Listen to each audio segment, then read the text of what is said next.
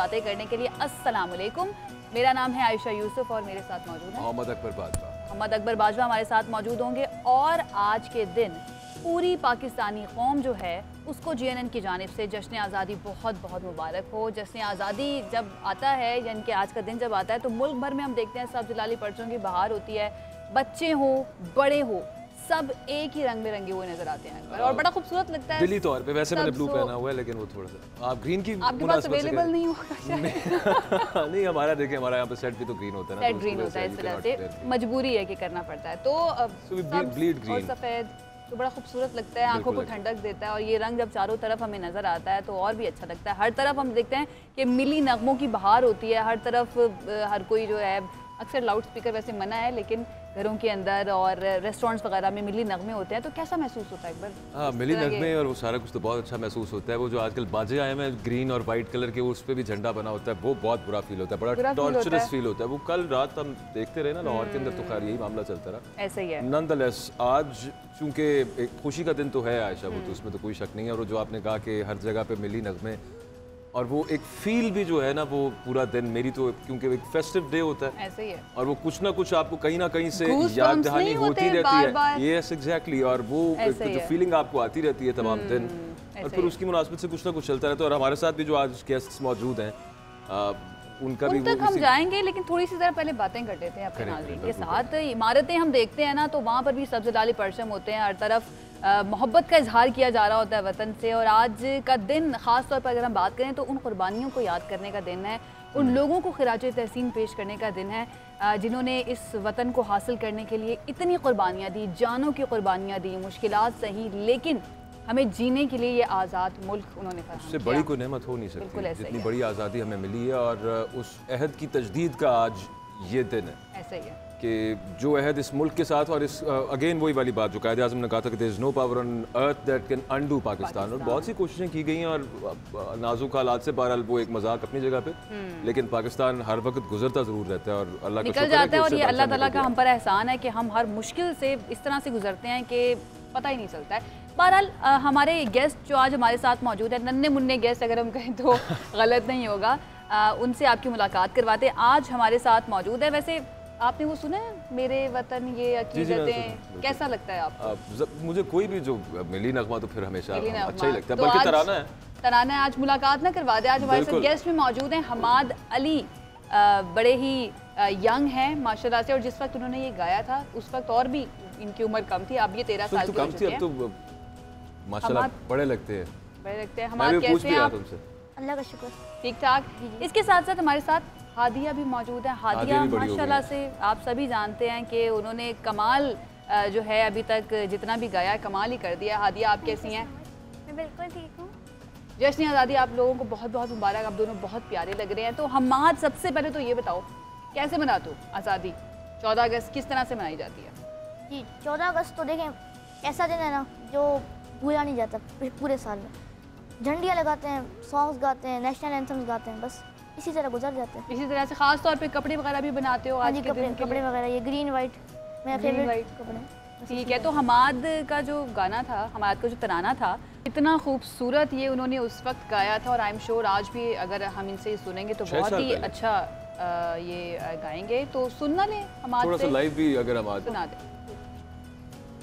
मेरे वतन ये अकीदतें और प्यार तुझ पे निसार कर दूं। मेरे वतन ये अकीदतें और प्यार तुझ पे निसार कर दूं। मोहब्बतों के ये सिलसिले बेशुमार तुझ पे निसार कर दूं। मेरे वतन, मेरे वतन। वाह वाह, क्या बात है, खूबसूरत। अच्छा, जैसे जैसे बड़े हो रहे हैं थोड़ा सा आप देख रहे हैं कि सुर मजीद जो है वो साफ होते जा रहे हैं, और बड़ी खूबसूरत आपकी आवाज़ होती जा रही है। आगे भी फिर यही प्लान है, यही करना है, और कुछ नया किया है अभी तक मेरे वतन के बाद? जी, अभी इंशाल्लाह यही फ्यूचर मतलब होगा, सिंगिंग ही करूँगा। और अब रिसेंटली 14 अगस्त के लिए मैंने सॉन्ग गाया, हम पाकिस्तानी हैं, तो वो रिकॉर्ड हो चुका है। हाँ जी, रिलीज हो चुका है, रिलीज भी हो चुका है। तो वो भी सुन लेते हैं थोड़ा सा। हम पाकिस्तानी हैं, मेरे रब का ये एहसान, रब ने हमको दिया है सबसे प्यारा पाकिस्तान। तेरी कसम ये जान कुछ नहीं, अगर हो हजारों लुटा देंगे हम, मर जाएंगे मिट जाएंगे तेरे लिए मेरे प्यारे वतन, हम पाकिस्तानी हैं, मेरे रब का ये एहसान। वाह, नाइस, खूबसूरत। कैसा लगा आपको? मुझे तो बहुत ज़बरदस्त लगा और मुझे बहुत फेमिलियर भी लगा, मुझे लगा मैंने सुना है। तो बड़ा ही खूबसूरत जो है हमाद से हमने ये वाला तराना भी सुन लिया है। हादिया भी हमारे साथ मौजूद है, हादिया से भी हम बात करेंगे, लेकिन हादिया अभी हमें एक ब्रेक लेनी है। ब्रेक के बाद जब वापस आएंगे तो ज़रा इत्मीनान से आपके साथ बात भी करेंगे, आपका गाना भी सुनेंगे। तो एक ब्रेक लेते हैं, उसके बाद वापस आते हैं।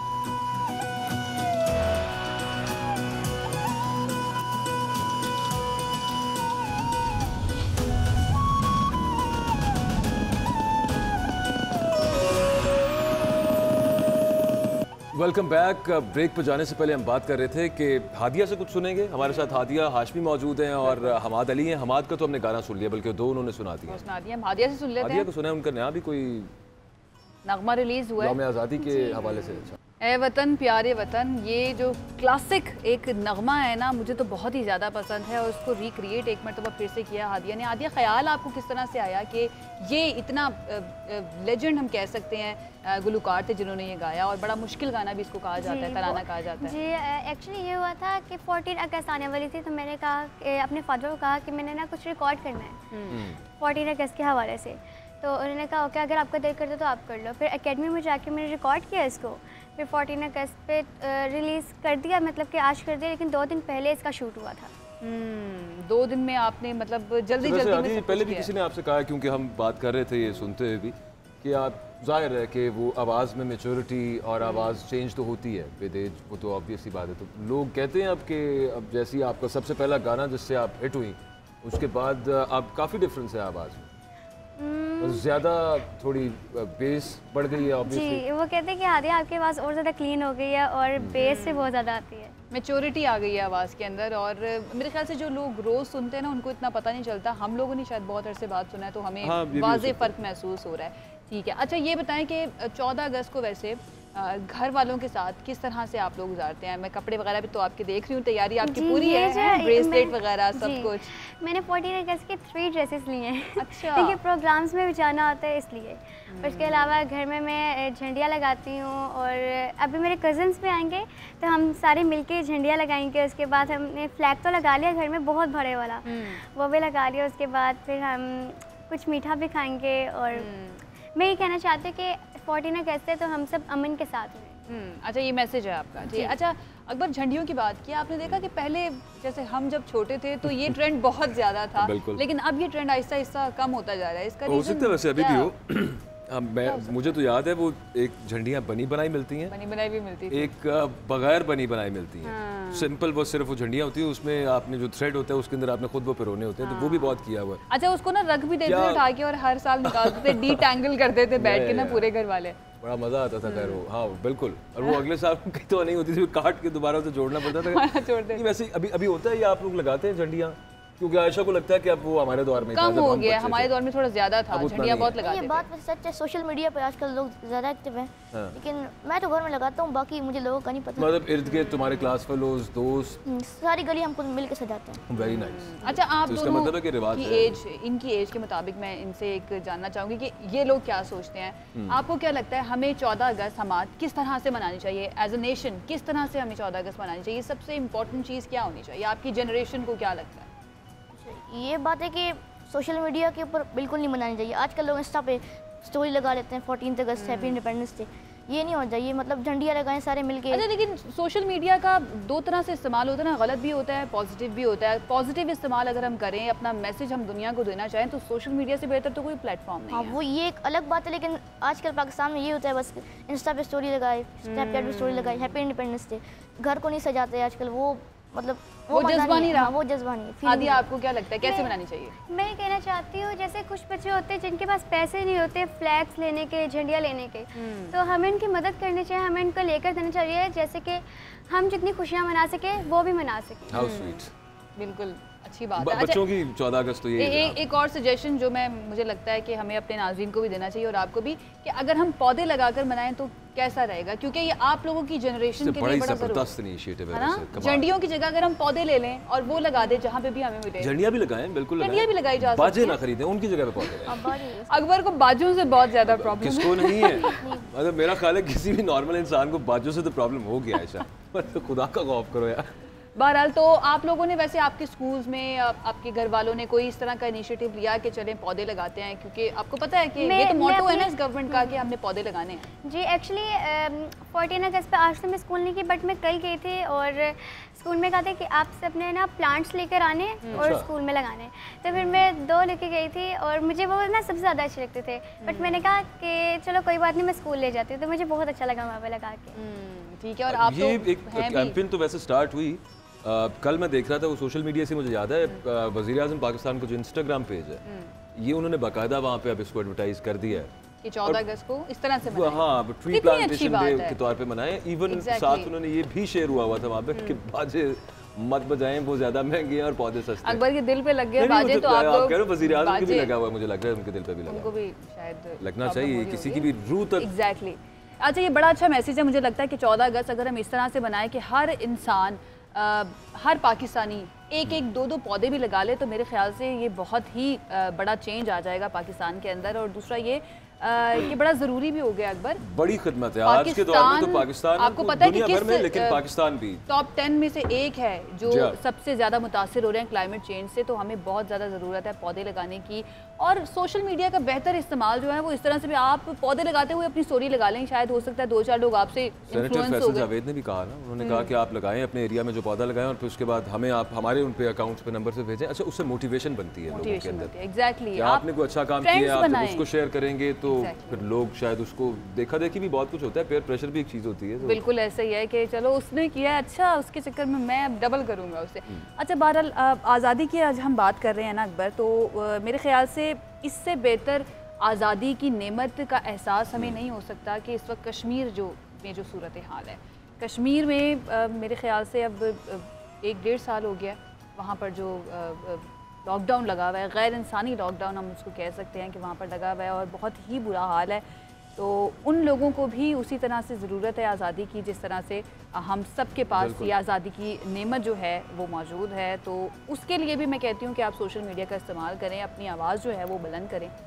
आप क्या कहना चाहेंगे? नहीं, एब्सोल्युटली, कश्मीर के लिए, फ़लस्तीन के लिए, वो तमाम जगह जहाँ पर इस वक्त लोग उस तरह से जितनी आज़ादी से वो अपने मर्ज़ी से जीना चाहते हैं वो नहीं चाह रहे, तो एक बहुत बड़ी नेमत है। फ़ख्र आलम साहब ने हमें ज्वाइन किया है। फ़ख्र आलम साहब, बहुत शुक्रिया हमें ज्वाइन करने के लिए। सबसे पहले तो आपको आज़ादी का दिन बहुत बहुत मुबारक हो। कैसे हैं आप? बहुत बहुत शुक्रिया जी, आपको भी, JNN को भी, पूरे पाकिस्तान को भी जश्न आज़ादी बहुत मुबारक हो। Happy birthday to Pakistan. 75वीं सालगिरह मेरे प्यारे अजीज़ पाकिस्तान को बहुत बहुत मुबारक हो। Same to you sir. और बड़ा ज़बरदस्त आपका अभी ये जो लेटेस्ट जो आपने नगमा रिलीज़ हुआ, हमारे साथ स्टूडियो में सर हमाद अली हैं और हादिया हाशमी। हादिया को आप जानते होंगे, हमाद भी, इनका भी एक 5-6 साल पहले एक मिली नगमा आया था, बड़ी ज़बरदस्त आवाज़ है, शायद आपने मिस कर दी है, बड़ा ज़बरदस्त अभी स्टूडियो में उन्होंने गा के भी बताया, हमें दिखाया भी है। हादिया से भी हम कुछ सुनेंगे। तो हम अब आपसे थोड़ी, जब आपने ज्वाइन किया उससे पहले हम बात ये कर रहे थे इन बच्चों के साथ कि किस तरह से मनाना चाहिए आज़ादी का दिन और ये किस तरह से मनाते हैं, तो वो अपनी एक्टिविटीज़ तो बता रहे थे। आपका मैसेज सर क्या होगा कि क्या, एक तो ट्री प्लांटेशन वाला बहुत ज़बरदस्त एक कैंपेन जो इस साल जोर पकड़ा है जिसने कि यौम आज़ादी पे दरख्त लगाइए, तो क्या मैसेज देंगे आप देखने वालों को आज़ादी के हवाले से? सबसे पहले तो ये है कि जी बिल्कुल, ट्री प्लांटेशन, दरख्त लगाना एक बड़ी ज़बरदस्त बात है और बहुत ज़रूरी है करना, और ये इस साल की ड्राइव भी है हुकूमत पाकिस्तान की तरफ से भी, तो आई थिंक ये सबको करना चाहिए।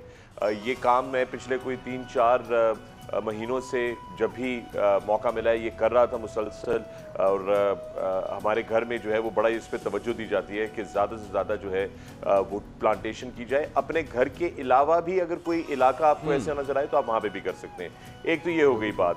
दूसरा हो गया जहां तक कि सेलिब्रेशन का और आज़ादी का, पहले आज़ादी का मतलब जो है उसको समझना और ग्रास्प करना बड़ा ज़रूरी है।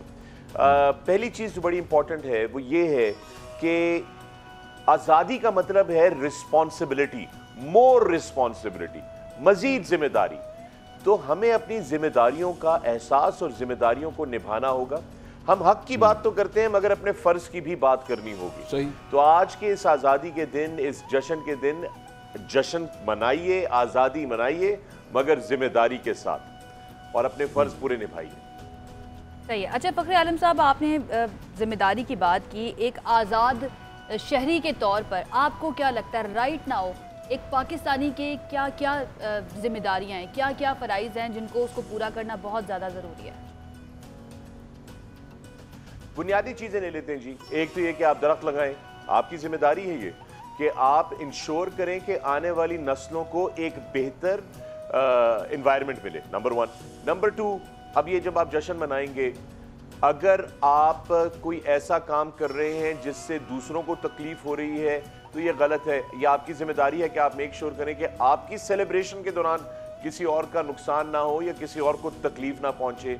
उसके बाद जो झंडियां आपने लगाई हैं, अगर वो बारिश हुई है, बारिश में बह गई है, तो मेक श्योर करें कि आप उनको उठाएं और सही तरीके से उनको किसी जगह पे रखें, क्योंकि ज़मीन पर पाकिस्तान का झंडा मौजूद होना नहीं चाहिए। तो ये छोटी छोटी जिम्मेदारियां हैं। और उसके बाद फिर जो हमारी लातादाद सिविक रिस्पॉन्सिबिलिटीज़ हैं, कूड़ा कचरा ना फेंका करें गलत जगहों पे, जहाँ पे उसके लिए मुख्तस किया होता है वहाँ पर किया करें। जब आप टूरिज्म पे जाते हैं, सयाहत पे जाते हैं, पार्क में जाते हैं, पिकनिक पे जाते हैं, तो जो कुछ खाते पीते हैं उसके सारे रैपर शैपर ये वो सब वहीं पे फेंक देते हैं। उनको एक लिफाफे में डालकर अगर कचरे के डब्बे में डाल देंगे तो कितनी आसानी हो जाएगी सबके लिए। उसके बाद जो रिजल्ट होता है जब हम सही तरीके से गार्बेज डिस्पोज नहीं करते, तो वो आपके सामने, अगर फ्लडिंग होती है, अर्बन फ्लडिंग होती है, एक्सेट्रा एक्सेट्रा, तो ये छोटी छोटी चीजें, सिविक रिस्पॉन्सिबिलिटी पे तवज्जो देना बड़ा जरूरी है। बिल्कुल ऐसे। अच्छा फ़खर आलम साहब, एक चीज़ ये तो पाकिस्तान में रहते हुए जो पाकिस्तानी है ये तो उनके फ़राइज़ हैं, लेकिन एक चीज़ होती है कि हमें दुनिया में भी अपना इमेज जो है वो दिखाना है। अब तो आजकल सोशल मीडिया की वजह से अगर गंद पड़ा हो या कुछ इस तरह का कोई भी मामला हो जाए तो वो हाईलाइट हो जाता है, लेकिन ओवरसीज़ जो पाकिस्तानी मौजूद हैं, पाकिस्तान के रिप्रेजेंटेटिव जो दूसरे मुल्कों में जाते हैं, उनको किस तरह से पाकिस्तान का इमेज बेहतर करना चाहिए, क्या किया जाना चाहिए जिससे पाकिस्तान का सॉफ्ट इमेज, क्योंकि पाकिस्तान को बहुत ज़्यादा ज़रूरत है अपने इमेज को पूरी दुनिया में बताने की कि भाई हम लोग पीस लविंग लोग हैं, पीस लविंग कंट्री है, क्या किया जा सकता है उसके? आप जो कर सकते हैं करें। 2018 में मैंने एक इंजन वाला तैयारा लेकर पूरी दुनिया का गर्दिशी चक्कर मुकम्मल किया था 23 दिनों में, अगर आपको याद हो, जिसने मुझे तारीख में पहला पाकिस्तानी बनाया था। मैंने क्या किया था, जहाज के ऊपर पाकिस्तान के झंडे थे, मेरी वर्दी पे पाकिस्तान के झंडे थे, और मैं जिस एयरपोर्ट पे उतरता था, जिस मुल्क में उतरता था, जिस मुल्क की इमिग्रेशन से गुजरता था, जहां जाता था वहां पर वो बहुत सारे ममालिक ऐसे थे जहां पे उन्होंने कभी पाकिस्तानी देखा ही नहीं था। तो वो था कि अच्छा Pakistan, but we thought Pakistan की खबरें तो ऐसी होती हैं, ऐसी होती हैं। मैंने कहा भाई मैं देखो ना जहाज उड़ा के आ रहा हूँ, हमारे अंदर भी लोग ऐसे मौजूद हैं जो एडवेंचरर्स हैं, एक्सप्लोरर्स हैं। तो आपको जो भी प्लेटफॉर्म मिले, ज़रूरी नहीं है कि आपको, मैं आपको बड़ी इंटरेस्टिंग एक बात बताता हूँ। आपको पता है मैं खुद एक ओवरसीज़ पाकिस्तानी हूँ और मैं 18 साल से मुत्तहिदा अरब अमारात में रहता हूँ। मुत्तहिदा अरब अमारात में बहुत सारे हमारे पाकिस्तानी जो हैं वो काम करते हैं और बहुत सारी वो रेमिटेंसेज भेजते हैं अरबों डॉलर की हर साल पाकिस्तान में। मैं जब भी पाकिस्तानी वहाँ पर, आपको पता है टैक्सी ड्राइवर्स बहुत सारे हैं, उनसे जब भी मेरी मुलाकात होती है, बात होती है, मैं उनसे बात करता हूँ तो मैं उनसे पूछता हूँ कि यार आपको कैसा लगता है? कहते हैं जब घर की तो बड़ी याद आती है। तो मैंने कहा लेकिन यहाँ पर आप खुश हैं? कहते हैं खुश तो बंदा क्या ही होगा अपने घर से दूर, लेकिन ये है कि सर यहाँ रहते हैं, जब हम अच्छी रवैये से फॉरेन, चूँकि वहाँ पे आपको पता है बहुत सारी सयाहत होती है, दुबई में बाहर मुल्कों से लोग आते हैं, उनसे जब बात करते हैं वो पूछते हैं हम कहाँ से हैं, बताते हैं हम पाकिस्तान से हैं। वो फिर हमारी लहजे से, हमारे बात करने के तरीके से, हमारी सर्विस से खुश होकर जब कहते हैं कि I never knew Pakistan had such nice people, तो वो उनकी रिप्रेजेंट, मतलब वो उनका तरीका है पाकिस्तान की इमेज को पॉजिटिव करने का। हर पाकिस्तानी अपने मुल्क का तारुफ है। फखर भाई, हम थोड़ी देर पहले बात कर रहे थे, बच्चों से पूछ रहे थे और आप शायद हमसे स्लाइटली पिछली जनरेशन में, बल्कि हैं वही, तो थोड़ा सा आप यू रेल्डर टू अस, किस तरह से आप कैसे मनाते होते थे जब 14 अगस्त का दिन? वो झंडियाँ वगैरह लगाते थे, क्योंकि हमें तो याद है छोटे होते हुए हम तो लगाते थे, लेकिन अब थोड़ा सा ट्रेंड हमें कम नजर आता है वो झंडियाँ लगाने का घरों में। बिल्कुल। देखिए सुने, एक तो ये कि मेरा ख्याल है कि झंडियाँ मैं बचपन में लगाता था, डेफिनेटली लगाता था, लेकिन झंडियों के साथ जो बाद में होता था ना वो सही नहीं होता था, क्योंकि वो कागज़ की होती नहीं। अच्छा, अक्सर लोग डेकोरेशन करके उसको छोड़ देते हैं, उसको रैप नहीं करते वापस, ठीक है। मुझसे भी ये गलती होती थी, और with the passage of time मैंने रियलाइज़ किया कि अगर हम एक बड़ा झंडा लगा लें तो वो बेहतर है बनिस्बतन कि हम बहुत सारी झंडियाँ लगाएं और जो फिर बाद में ज़मीन पे गिरी हों। तो ऑफ कोर्स वो था, मैं साइकिलिंग बड़ी करता था बचपन में, तो मैं अपनी साइकिल को बड़ा ज़बरदस्त डेकोरेट करता था 14 अगस्त के लिए। उस पे वो एंटेने लगा के उसके ऊपर पाकिस्तान के झंडे, पाकिस्तान के स्टिकर, जो कुछ मिलता था पाकिस्तान के हवाले से ग्रीन एंड वाइट, वो डिस्प्ले पे होता था मेरी साइकिल के ऊपर। और क्या कहते हैं, जो भी गाने होते थे उस जमाने में हम सुनते थे, जीवे जीवे पाकिस्तान हो गया आपका, सोनी धरती अल्लाह रखे हो गया आपका।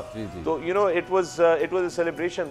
और मुझे यूँ लगता है कि डिजिटल ज़माने के अंदर, डिजिटल एज के अंदर जो हमारी नौजवान नस्ल है, मैं सोशल मीडिया पे आज सुबह से देख रहा हूँ, वो एक नए तरीके से मना रही है जश्न आज़ादी। They are celebrating through memes, they are celebrating through posts, Instagram post, अपने अपने ग्रीन एंड वाइट कपड़े पहनकर, अपनी तस्वीरें लगाकर। तो आई गेस कि ये नया ज़माने में इस तरीके से लोग जो है अब इसको वो करते हैं। बट हमें अपनी यादें, साइकिल डेकोरेट करते थे, घर डेकोरेट करते थे, चरागा करते थे।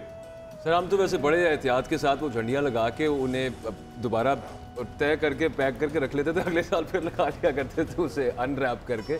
तो लेकिन बात आपकी बिल्कुल दुरुस्त है, with the passage of time ये ज़रूर एहसास हुआ था कि ये थोड़ा सा काम जो है ना ज़रा हैसल वाला है, झंडा लगा लें वो सबसे बेहतर होता है, जो फ़खर भाई भी बात कर रहे हैं। आदिया और हमाद भी हमारे साथ, आदिया सर ने ट्रैक करना था कोई। ठीक है फ़खर साहब, आप साथ ही मौजूद रहिए। तो ये बच्चे भी मौजूद हैं, इनसे भी ज़रा हम कुछ सुन लेते हैं, उसके बाद आपसे भी हमने सुनना है जो नया नगमा आपका आया है ना। तो हादिया ज़रा कुछ सुना दीजिए आज के दिन की मुनासबत से। मैं आपको हमारा परचम सुनाऊँ। ओके। हमारा परचम, ये प्यारा परचम, हमारा परचम, ये प्यारा परचम, ये परचमों में अजीम परचम, ये परचमों में अजीम परचम, अताए रब्बे करीम परचम, हमारा परचम, ये प्यारा परचम। हमारी इज़्ज़त का पासबां है,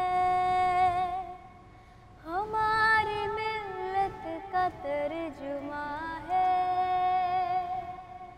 हमारे एहसास का बयां है, हमारी रिफ़त का आसमां है, अजीम मिल्लत, अजीम परचम, अजीम मिल्लत, अजीम परचम, अताए रब्बे करीम परचम, हमारा परचम, ये प्यारा परचम। फिजा में नग़मे लुटा रहा है, शोर मिल्लत जगा रहा है, दिलो नज़र में समा रहा है, तमाम आलम पे छा रहा है, तरंगे मौजी नसीम परचम, तरंगे मौजी नसीम परचम, अताए रब्बे करीम परचम, हमारा परचम, ये प्यारा परचम। खूबसूरत आदिया, लाइव सुनना और ये वाला आपसे तराना सुनना माशाल्लाह से वाकई में आपकी आवाज़ में मज़ीद में याद उन्होंने ताज़ा कर दिया, ऐसा लगता है जैसे वो भी छोटी होंगी तो इतना ही सुरीला गाती होंगी। ऐसे ही है। अभी हमने कहीं पे जाना नहीं है, फ़खर आलम साहब हमारे साथ मौजूद हैं, उनसे भी हमने ये गीत सुनना है। फ़खर साहब सबसे पहले तो ये बताएं कि आपने हादिया का गाना सुना, कैसा लगा आपको ये तराना? हादिया जो है एक बहुत ही टैलेंटेड वोकलिस्ट हैं, बहुत टैलेंटेड वोकलिस्ट हैं, और इनकी जो है वो जिक्र जो है वो अक्सर म्यूज़िक के तमाम सर्कल्स में रहता है, और अल्लाह ताला ने इनको बड़ी खूबसूरत आवाज़ से नवाजा, and she is got a huge career ahead of her. बिल्कुल ऐसे है इंशाल्लाह। अब आपने जो नया नगमा एक रिलीज किया है, जरा वो भी हमारे नाज़रीन को लाइव सुना दीजिए, आपकी आवाज़ में सुनना चाह रहे हैं। बिल्कुल जी बिल्कुल। एक तो ये कि इस नगमे के ना लिरिक्स को गौर से समझने की बड़ी ज़रूरत है, क्योंकि बात बड़ी सिंपल है मगर बात है बहुत सीरियस। देखें, जब इसकी ओपनिंग होती है तो ओपनिंग की जो पहली लाइनें वो क्या कहती हैं? पहली लाइनें कहती हैं कि माना के सब नहीं है सही, गलतियां भी हमसे हुई है बड़ी, मगर भूलने की नहीं है ये बात, मैं भी पाकिस्तान हूँ तू भी पाकिस्तान।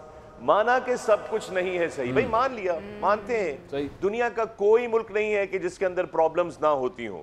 बड़ी से बड़ी जमहूरियत, बड़े से बड़ा तरक्की याफ्ता मुल्क, आप देख लीजिए वेस्ट में, आप अमेरिका को देख लीजिए, जो उनकी ट्रांजिशन ऑफ पावर हुई, जो वहाँ पर ब्लैक लाइव्स मैटर की मूवमेंट चलती है, जो 6 जनवरी की वो बात करते हैं कि उनकी तारीख का सबसे डार्क डे है, या आप देख लीजिए यूरोपियन ममालिक में जहाँ पर रेशियल इश्यूज बहुत ज्यादा खड़े हुए हैं, सोशल अल्टीमेटली फखर भाई मैसेज इसमें ये है, बिल्कुल, तो हर जगह एंड पे जो तू भी पाकिस्तान है मैं भी पाकिस्तान हूँ, कि गलतियाँ सबसे हैं लेकिन यूनिटी का मैसेज है।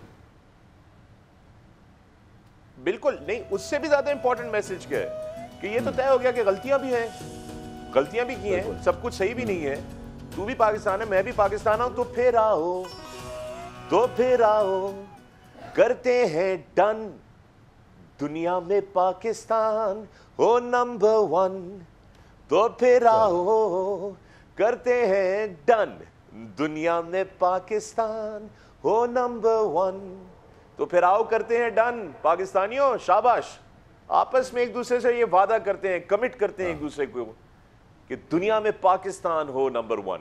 बिल्कुल हर ऐसी कोशिश आपकी जो मर्जी हो, हमने बात कर ली कि पाकिस्तानी जो हैं उनके क्या फराइज हैं, उनको किस तरह से बिहेव करना चाहिए, क्या क्या उनकी रिस्पॉन्सिबिलिटीज़ हैं। हमारे पॉलिटिशियंस, हमारे हुक्मरान, ज़रा उनके बारे में भी बताइए कि उनकी क्या जिम्मेदारियाँ हैं, क्योंकि हमें कोरोना की अगर बात करें उसमें हमें ये नज़र आ रहा था क्या वो अपने फराइज पूरे कर रहे थे, जलसे हो रहे हैं, रैलियां हो रही हैं, SOPs की खिलाफ वर्जी हो रही है, लगे हैं अभी दोबारा से शुरू होने लगे हैं, उनकी क्या रिस्पॉन्सिबिलिटी है आप समझते हैं? ज़रा इस पे बात करते हैं फखर साहब। देखिए, मैं इसके ऊपर सिर्फ ये कहना चाहूँगा, आज चूँकि मेरे अजीम मुल्क की सालगिरह का दिन है तो मैं नेगेटिविटी की तरफ जाना नहीं चाहता, मैं तनकीद की तरफ जाना नहीं चाहता, लेकिन आपने सवाल पूछा है तो उसका जवाब देना बड़ा ज़रूरी है। मेरी गुजारिश है, जो रहनुमा होते हैं उनका काम होता है कि वो अपने लोगों को इकट्ठा करें, जो रहनुमा होते हैं उनका काम होता है कि वो रहबरी करें, जो रहनुमा होते हैं उनका काम होता है कि वो मिसाल बने, जो रहनुमा होते हैं उनका काम होता है कि वो अपने लोगों से शफकत वाला सलूक करें, अपने लोगों की परवाह करें, उनकी ज़िंदगियों की परवाह करें। तो अगर एक तरफ कोरोना है जो कि वाज़े तौर पे पूरी दुनिया उससे लड़ रही है, और फिर हम जो है वो ऐसी जिसे कहते हैं ना सुपर स्प्रेडर इवेंट्स करते हैं, तो ये एक रिस्पॉन्सिबल चीज़ है। दूसरा, मेरी हमारे मुल्क के लीडरान से, रहनुमाओं से गुजारिश ये है जनाब कि देखें, आप लोग अपनी सेल्फ प्रिजर्वेशन के चक्कर में, अपनी होल्ड ऑन पावर के चक्कर में, आप लोगों के बीच में ये जो नफरत के बीज बोते हैं, देखिए मान लिया लोगों की अलग अलग सियासी आइडियोलॉजी होती है, बड़ी अच्छी बात है, आप आइडियोलॉजी की बात करें, लेकिन ये जो नफरत के बीज बोए चले जा रहे हैं हमारे माशरे के अंदर, पोलराइज किए जा रहे हैं हमारे माशरे को, एक्सट्रीम व्यूज की तरफ लेकर जा रहे हैं हमारे माशरे को, ये रहनुमा ऐसे काम नहीं करते, ऐसा काम नहीं, जोड़ने की बात करते हैं रहनुमा, बिल्कुल ऐसा ही है। Healers, exactly, leaders are healers, they are supposed to heal their people. Fakhar Alam साहब, बहुत अच्छा लगा आपसे बात करके, आपने वक्त निकाला, आपका बहुत बहुत शुक्रिया। वक्त हमारे पास कम है, आई होप थोड़ा ज़्यादा होता तो मज़ीद इस बारे में बात करते। बहुत शुक्रिया हमें ज्वाइन कर। फ़खर आलम साहब हमारे साथ मौजूद थे।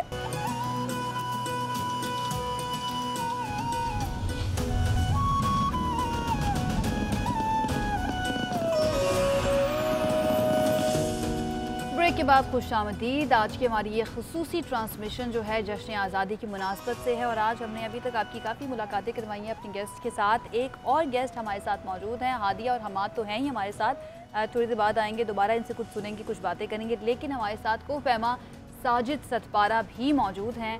सबसे पहले उनको खुशामदीद करते हैं इस ब्रेक के बाद। साजिद, बहुत बहुत शुक्रिया हमें ज्वाइन करने के लिए, और आज़ादी का दिन आपको बहुत बहुत मुबारक हो। क्या कहेंगे आप, जब बुलंद चोटियों पर सब जिलाली परचम लहराता है तो कैसा जज्बा होता है, कैसा महसूस होता है उसमें? जी जी, फीलिंग्स तो ज़ाहिरी बात है, फीलिंग्स तो होती है कि आप इतनी बुलंद वाला पहाड़ों पे पाकिस्तान का परचम लेके जब आप वो करते हैं तो फ़ख्र से महसूस होता है, और आपका हौसला भी बुलंद होता है कि यार इतने बुलंद वाला पहाड़ों पे मैं पाकिस्तान का परचम लेके अपने मुल्क की नुमाइंदगी कर रहा हूँ, तो ज़रूर बहुत खुशी होती है और दिल को इत्मीनान सा होता है। और पाकिस्तान से जो मोहब्बत और जो दिली लगाव का एहसास माउंटेन में होता है, जब परचम के साथ हम खड़े होते हैं तो उसको हम बयान नहीं कर सकते। सही। अच्छा साजिद, आपको वैसे मुबारक भी हो कि आपने अभी रिसेंटली K2 सर किया है, तो कोपैमाई की दुनिया में पाकिस्तान का नाम मज़ीद रोशन आपकी वजह से हुआ है। आपके आगे क्या प्लान्स हैं, क्या इरादे हैं और क्या तैयारियाँ हैं? जी जी, मैंने पहले भी K2 को 2 टाइम सबमिट किए, 2 टाइम्स, तो इंशाल्लाह मेरा जो मिशन है वालिद की लेगेसी को आगे लेके चलने का और दुनिया की 14 बुलंद तरीन चोटियों को इंशाल्लाह विदाउट ऑक्सीजन सबमिट करने का प्लान है मेरा। अच्छा साजिद, आपके फादर के बारे में बात कर लेते हैं। सबसे पहले तो we are really sorry about Ali Satpara sahab, लेकिन उन्होंने जिस तरह से सर्द मौसम में बग़ैर ऑक्सीजन के K2 को सर करने का मिशन अपनाया था, पूरी कौम को उनके उस जज्बे पे फ़ख्र है। ये बताइए कि जब वो थे आपके दरमियान तो आप लोग किस तरह से फिर जश्न आज़ादी मनाते थे, कुछ यादें हमारे साथ शेयर करेंगे? स्पेशली वालिद तो अक्सर जश्न आज़ादी के दौरान अगस्त में भी क्लाइंबिंग का सीज़न होता है तो माउंटेन में होते थे, तो माउंटेन में हम जश्न आज़ादी का प्रोग्राम करते थे, अपने फ्लैग्स को लेके वतन से मोहब्बत का इजहार करते थे, और अगर पॉसिबल हुआ तो हम घर में फ़ोन करके या कोई उसमें फ़ोन करके हम जश्न आज़ादी माउंटेन में ही और सेलिब्रेट करते थे। मुनफरिद तो होता है वो सेलिब्रेशन भी, आप माउंटेन में होते हैं और कुछ लोग ही होते हैं, आप लोग सेलिब्रेट करते हैं और खुशी का इजहार करते हैं। तो पाकिस्तानी परचम को लेके हम माउंटेन के टॉप में भी जाते हैं, तो पाकिस्तानी परचम को लेके जाते हैं, तो एक दिली लगाव है पाकिस्तान के साथ, और जो जज्बात माउंटेन्स में होते हैं और बुलंदियों पे जाके आप जब स्पेशली 14 अगस्त के दिनों में आप सेलिब्रेट करते हैं तो बहुत खुशी होती है और दिल को बहुत सा सुकून मिलता है। अच्छा साजिद, आपके वालिद साहब एक बहुत बड़ी मोटिवेशन यंगस्टर्स के लिए पहले भी थे और पिछले कुछ अरसे से कुछ बहुत ज़्यादा मोटिवेटेड हुए यंगस्टर्स उनकी वजह से टुवर्ड्स माउंटेनियरिंग। तो ये कोपैमाई के शोबे में अब किस तरह से आप मैसेज क्या देंगे उन्हें कि वो क्या आगे किस तरह से अपने, अगर वो कोई someone wants to pursue a career, अगर वो इस करियर में या फिर इसको बाकायदा एक शौक से बढ़कर प्रोफेशनल कोपैमाई करना चाहता है, तो क्या सजेशन है आपकी? जी जी, मैं यूथ को यही पैगाम देना चाहता हूँ कि एक टफ सा काम है, one of the hardest work in the world कहते हैं हम माउंटेनियरिंग को, तो इसमें बहुत फिजिकली और मेंटली आप परफेक्ट होना चाहिए। सबसे पहली बात तो यही है, अगर आप इस फील्ड में पाकिस्तान को रिप्रेजेंट करना चाहते हैं तो ये एक इंटरनेशनल लेवल का फील्ड है और मुख्तलिफ ममालिक में आपको नेपाल और पाकिस्तान में स्पेशली क्लाइंबिंग करनी पड़ती है, तो इसके लिए बेसिक ट्रेनिंग्स भी करनी पड़ती है और उसके साथ साथ आपको फिजिकली फिट भी होना पड़ता है, और इसके लिए जो प्रॉपर जो एज है जो क्लाइंबिंग के लिए सूटेबल है आफ्टर 20 ईयर्स, ये बेस्ट एज है 20 to 35 एज, जो आपका यंग एज होता है, इसमें आप क्लाइंबिंग बेहतर तरीके से कर सकते हैं। अच्छा साजिद, पाकिस्तान कितना खूबसूरत है, इसकी खूबसूरती की तो अब दुनिया मोतरफ होती जा रही है और वक्त के साथ साथ सयाह जो हैं वो भी बहुत बड़ी तादाद में पाकिस्तान आना शुरू हो गए हैं। आपको क्या लगता है कि हुकूमत पाकिस्तान को ऐसे कौन से इक़दाम करने चाहिए जो सयाहों के लिए मज़ीद आसानियाँ पैदा करें और लोग जो हैं वो मज़ीद यहाँ पर आना चाहें? जी जी, पाकिस्तान अल्लाह के फज़ल है, अल्लाह ने बहुत सारी नियामत से नवाजा है, स्पेशली माउंटेन और दूसरे जो कई मकामात और कई नियामत से अल्लाह ने नवाजा है। तो गवर्नमेंट को जो माउंटेनिंग के प्रमोशन के लिए सबसे बेहतरीन तो उनको ऐसा इन्वायरमेंट प्रोवाइड करें जिसमें वो सेफली और अच्छे तरीके से वो एंजॉय कर सके नेचर और टूरिज़म को। तो स्पेशली माउंटेनियरिंग के हवाले से मैं कहना यही चाहता हूँ कि गवर्नमेंट को चाहिए कि जो वीज़ा की प्रोसेस और दूसरी जो टूरिज़म से रिलेटेड थिंग्स है उनको इजी बनाएं ताकि माउंटेनर्स और दूसरे जो टूरिस्ट पाकिस्तान की तरफ आए और लोगों का भी इससे रोज़गार हो और लोग भी इससे मुतमईन हो। अच्छा लास्टली साजिद, आपके वालिद साहब का कोई ऐसा ख्वाब जो आप पूरा करना चाहते हैं? जी, वालिद का ख्वाब भी था और वालिद ये करना भी चाहते थे। स्पेशली जो हमारे एरिया जीबी में एक माउंटेनियरिंग स्कूल बिल्ड करना चाहते थे, तो इंशाल्लाह अभी गवर्नमेंट इस पे काम कर रही है और कुछ वो एग्रीमेंट वो कहा भी है कि हम स्कूल बनाएंगे वालिद के नाम पे कुछ माउंटेनियरिंग स्कूल्स। तो इंशाल्लाह मुझे उम्मीद है कि माउंटेनियरिंग पे इंशाल्लाह ये ट्रेनिंग्स और स्कूल्स बनेंगे। बहुत शुक्रिया। साजिद सतपारा हमारे साथ मौजूद थे। 2 मरतबा इन्होंने K2 सर किया है, पाकिस्तान का नाम रोशन किया है और यही थे जिन्होंने अपने वालिद अली सतपारा का जसद खाकी जो है उसको उन्होंने वहाँ से लेकर आया। तो बहुत बहुत शुक्रिया हमें ज्वाइन करने के लिए साजिद। तो बड़ा ही अच्छा लगता है, बड़ी खुशी होती है ऐसे लोगों से मिलके जो अपनी जिम्मेदारी समझते हैं पाकिस्तान के नाम को मजीद ऊपर लेकर जो इनका जाना। वेंचर है उसके बारे में जो साथ इनके माउंटेनियर थे जो गालिबन इटालियन है, उनका मैं खैर पढ़ता रहा हूँ, उस दिन हम जिक्र भी कर रहे थे। फैसिनेटिंग स्टोरीज बिल्कुल ऐसा ही है। वो गए और वहाँ पे उन्होंने उस तमाम अच्छा, बड़ी देर हो गई है, हमने हमाद से बात नहीं की है। हमाद से बात करते हैं। हमाद क्या बताया हमाद, 2016 में आपका वो नगमा आया था मेरे वतन और आप बहुत ही छोटे थे, तो उसका किस तरह से मतलब घर में कोई और भी आपको आपके घर में कोई है जो गाता है जिसकी वजह से आपको मोटिवेशन मिली, या आपने खुद से सोचा और फिर वो गाने तक कैसे पहुँचे, उस तराने तक कैसे पहुँचे? सबसे पहले मुझे सपोर्ट सबसे ज़्यादा घर में तो कोई नहीं है, मतलब सिर्फ मैं ही हूँ बस अपनी सारी फैमिली में। सपोर्ट मुझे फिजाइया स्कूल एंड कॉलेज ने किया था, तो उनका लिंक था ना PF मीडिया अफेयर्स के साथ, तो उनके थ्रू मैंने फिर वो chief of air staff Suleman के सामने पेश किया। उनको बहुत पसंद आया, उन्होंने गिफ्ट वगैरह दिए और सॉन्ग रिकॉर्ड करवाया। छोटे होते से मतलब 6 साल के थे, और ये कब आइडिया हुआ कि यार मेरी तो आवाज़ अच्छी है, मैं गा सकता हूँ, कंट्रोल है मुझे अपनी वॉइस पे? ये स्कूल वाले ने बताया था। हाँ, मैं वही वैसे एग्जैक्टली, क्योंकि मैंने अभी रोना शुरू कर दिया था कि मैं इतनी छोटी थी तो मुझे कुछ एक तो याद नहीं है कि मैं क्या करती थी। तो इन बच्चों को, ये बच्चे इतने टैलेंटेड है, इनको इतनी छोटी उम्र में पता है कि इनको क्या करना है। दे हैव सॉर्ट आउट अगली जनरेशन है ना, देखें मुझे बेहतर ही होंगे ज़ाहिर है माशाल्लाह से, और होना भी चाहिए। नई टेक्नोलॉजी के साथ साथ बच्चे जो है ना वो भी माशाल्लाह से आगे। वैसे प्लान्स क्या है हमारे? आगे इंशाल्लाह PhD वगैरह करूंगा म्यूजिकोलॉजी में या कोई। अच्छा, म्यूजिक परस्यू करना है आप थ्रू आउट? वेरी नाइस, जबरदस्त। पाकिस्तान में यही इरादा है? I want to be a doctor, but मैं म्यूजिक को साथ देकर एट द सेम टाइम। अब तो डॉक्टर्स के गाने आ रहे हैं जनाब। एग्जैक्टली। वो तो पहले डॉक्टर बनते हैं, उसके बाद वो गाने शाने गाते हैं, गिटार शिटार बजाते हैं, तो वो अच्छी बात है, जबरदस्त, नाइस प्लान्स। तो पढ़ाई है में अच्छी हो? बहुत अच्छी है, बहुत अच्छी है जी, जबरदस्त यार। ये आप कैसे थे वैसे पढ़ाई में? मैं आपके सामने हूँ, ठीक था मैं मारे मैं नहीं पढ़ती थी। नहीं, मैं जैसे हंसी आ गई अकबर को ना इस बात का जवाब देते हुए।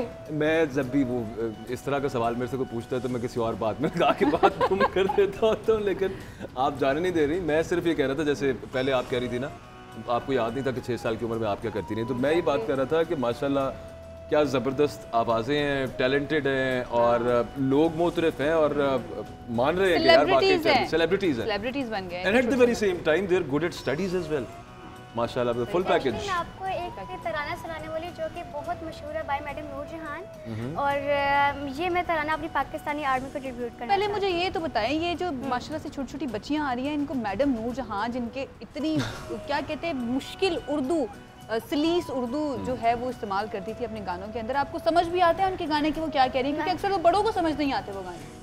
मतलब कि मुझे ना पंजाबी को इतनी ज़्यादा समझ नहीं आती, बट मैं गा लेती हूँ। चलो सुनाओ।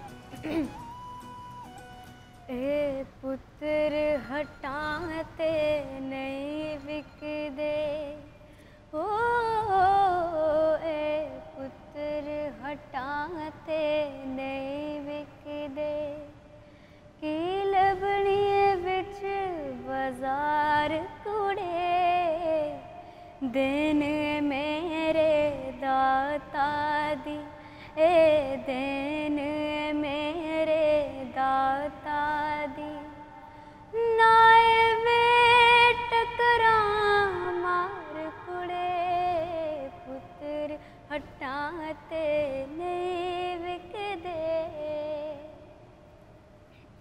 ए पुत्र विकाऊ चीज नहीं,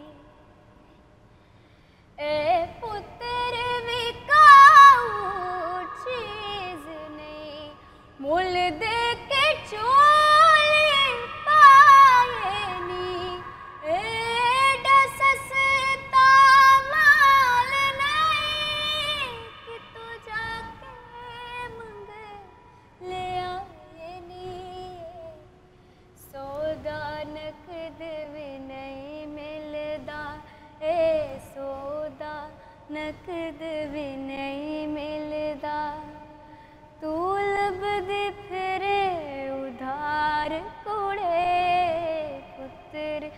टांते नहीं बिक दे। जबरदस्त, क्या बात। गूज बम्स जो मैं कह रही थी ना, आ जाते हैं कौमी तराने सूफी सुन के और तबस्सुम लाइव साहब की सुन के शायरी तो बड़ी माशाल्लाह। खूबसूरत अच्छा है वैसे मैडम। आप दोनों जो है ना, आप दोनों को मिल के भी कुछ गाना चाहिए, वो भी हम इनसे सुनते ड्यूट हैं होना ना? चाहिए। हमाद का वैसे फेवरेट सिंगर कौन है? लेकिन एक ब्रेक लेनी है हमें।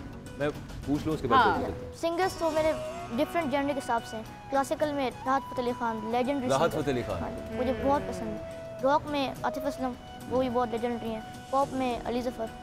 वाह। चलें आप दोनों ज़रा डिसाइड करने मिलके कौन सा गाना आपने गाना है। हमें एक ब्रेक लेनी है, ब्रेक से वापस आते हैं तो इन दोनों का डुएट जो है ना, वो हम आज के दिन की मुनासबत से सुनेंगे। आप देखते रहिए जी।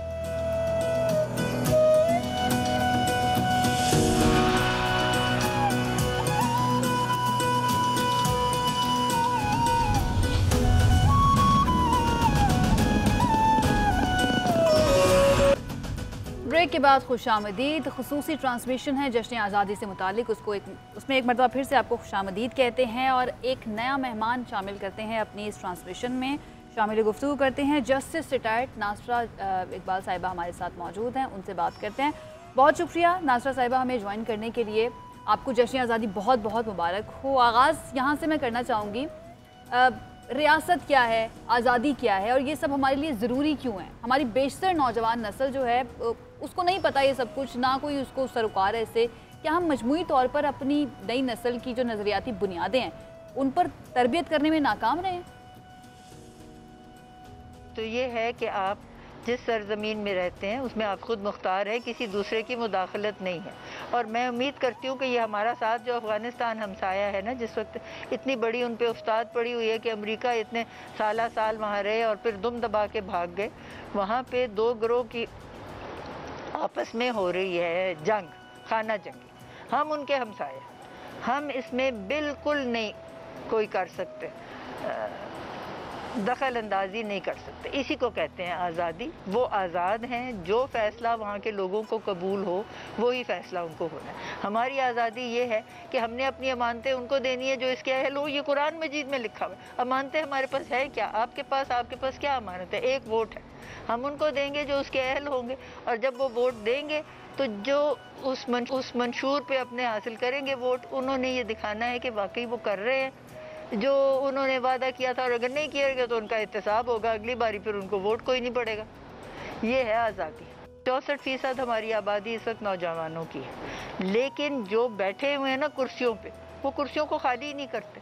और 3 चीज़ों से कायदे आज़म ने कहा था आप बच के रहें। एक है करप्शन, एक है नेपोटिज्म, एक है जॉबरी।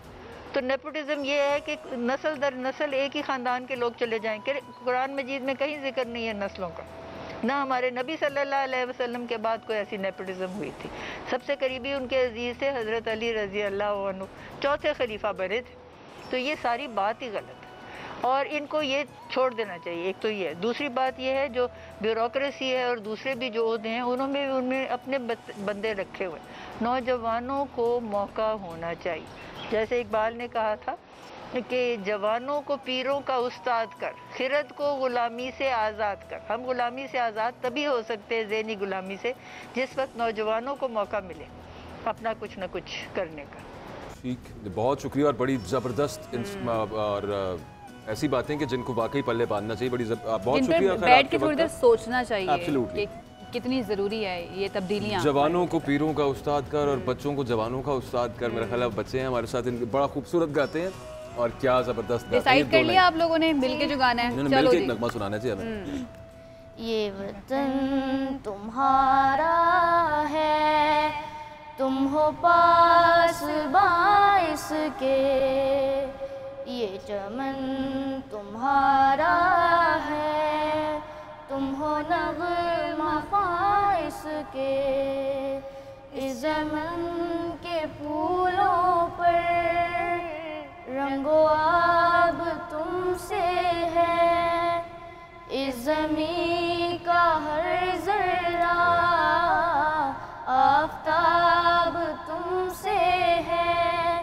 ये फ़िज़ा तुम्हारी है, बहरो बर तुम्हारे हैं, कहकशा के ये जाले रहगुज़र तुम्हारे हैं। ये वतन तुम्हारा